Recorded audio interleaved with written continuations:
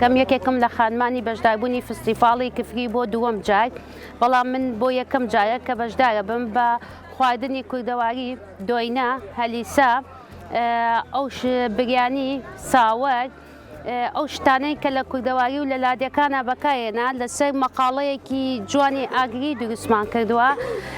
ئەم جۆرە فستیڤاڵە شتێکی زۆر جوان و شازە بۆ شارەکەمان، هیوادارین لەم فستیڤاڵانە زیاتر بێ، جوانتر دروست بکرێ. لەگەڵ ئەوەیشا کە بەشدار بوومە لە ئەمە، جلوبەرگی کوردیشمان تایە نمایش کردووە، هەر ڕۆژی و بە جلوبەرگێکی کوردی بۆ ناساندنی جلوبەرگی کوردی بۆ نەوەی دوای خۆمان.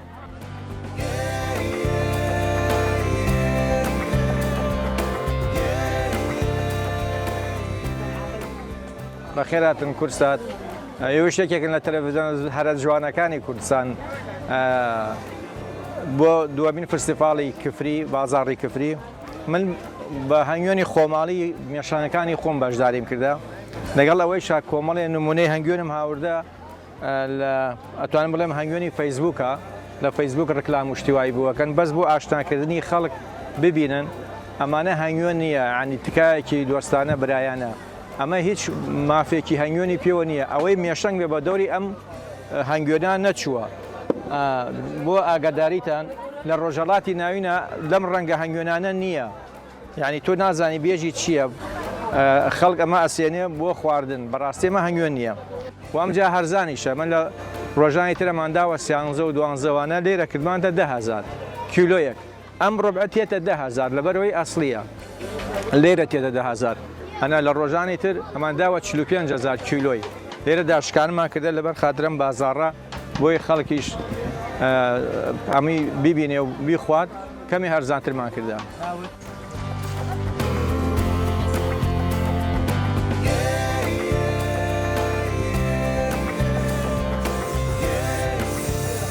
من ناوم شەوبۆ ئەحمەدە، ئێمە لە کەلارەوە بەشداریمان کردووە، ئەم ساڵ دووەمین جارە لە کفری بەشداری ئەەکەین. بە بابەتی گوڵ و نەمام و ئەوە بەشداریمان کردووە. ئەنواع جۆری گوڵمان هەیە، گوڵی ماڵەوەمان هەیە، گوڵی دەرەوەمان هەیە،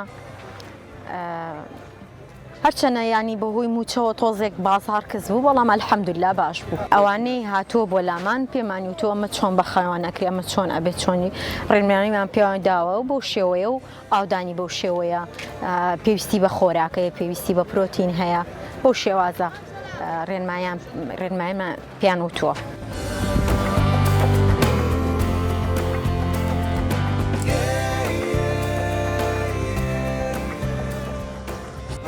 من ناوم جەلیلە لە هەورامانە بەشداریم کردووە، بە بەروبوومی خۆماڵی بەشداریم کردووە. شتەکانمان گوێزە، هەنگوینە، ڕووبەهەنارە، دۆشایی تووە، دوێنەی خۆمانەیە، هەڵوژەیە، سماقە، ئەم لە سمێشمانەیە بێشەکرە. شتەکانمان هەمووی بەروبوومی خۆماڵیە. وەڵی سوپاس بخوا بازارمان باشە، بەس تۆزە قەیرانی دارایی کزی کردو، بەس سوپاس بخوار باشە. ئەم قەیرانە یاوێتی لە هەموو کەس بێمەعاشیە، بە سوپاس بخوا خەڵکی کفری پێشوازیەکی باشمان یەکەن. بۆ بە دووەم ساڵە من بەشداری یەکەم.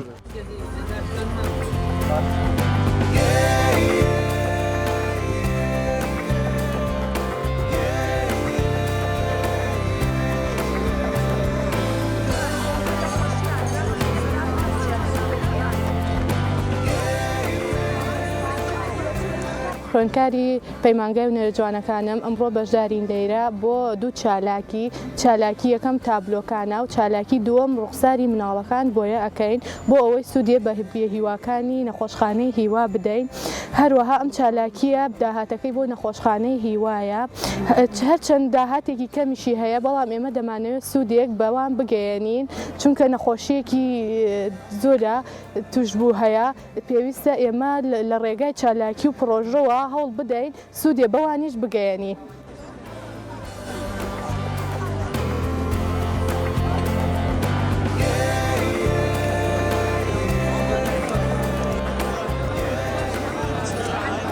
ئێمە لە ڕێکخراوی هاوکاری ئەڵمانی بۆ ساڵی دووەمە سپۆنسەری دووەمین گەورەترین بازاڕی فستیڤاڵی بازاڕەکەین لە شاری کفری. دوو ئاماژمان هەیە لەم سپۆنسەرکردنا ئامانجی یەکەم ئێمە هەموو ئەوانەی کە ئیشێکیانیان پیشەیەکیانەیە لە ماڵەوە پرۆژێکی بچکانێ لە ماڵەوە سپۆرتیان بکەین و پارەی ئەو کەپرانە ئێمە وەکو هاوکاری ئەڵمانی بۆیان سەرفەکەین بۆ ئەوی بتوان لێرە ئیسفادێ بکەن ئامانجی دووەمیشمانەیە ئەو گەشتیارانەی کە لە دەرەوەی گەرمیانەوە دێن بەتایبەتی ناوچە سنوورەکانی کفری بێن بۆ ئێرە هەم بازار بکەن هەمیش شوێنە گەشتیارەکانی شاری کفری ببینن.